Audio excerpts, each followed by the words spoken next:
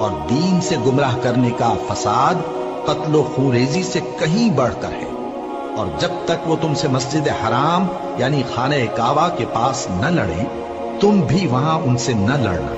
ہاں، اگر وہ تم سے لڑیں تو تم ان کو قتل کر ڈالو، کافروں کی یہی سزا ہے۔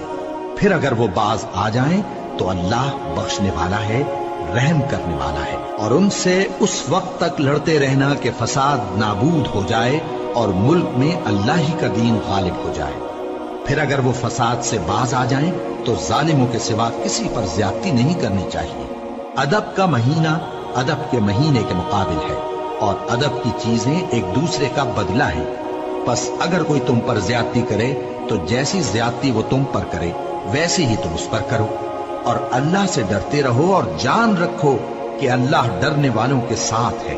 اور اللہ کی راہ میں مال خرچ کرو اور اپنے آپ کو ہلاکت میں نہ ڈالو، اور نیکی کرو، بے شک اللہ نیکی کرنے والوں کو دوست رکھتا ہے۔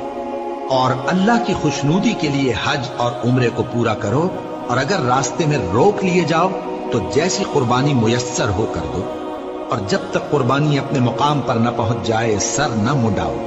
اور اگر کوئی تم میں بیمار ہو یا اس کے سر میں کسی طرح کی تکلیف ہو تو اگر وہ سر منڈا لے تو اس کے بدلے روزے رکھے یا صدقہ دے یا قربانی کرے۔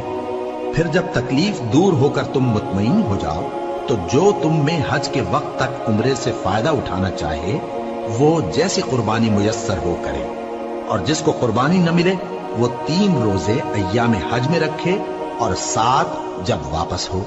یہ پورے 10 ہوئے۔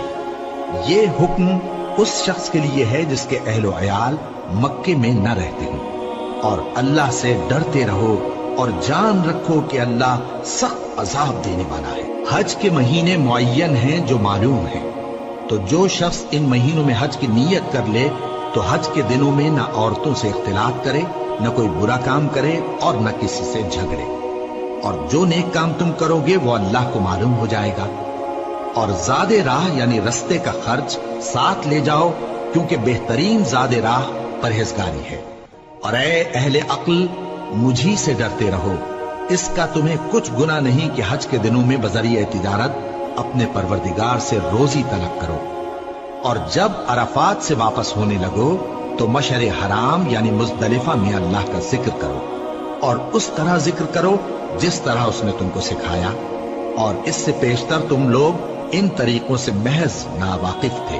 پھر جہاں سے اور لوگ واپس ہوں وہیں سے تم بھی واپس ہو، اور اللہ سے بخشش مانگو، بے شک اللہ بخشنے والا ہے،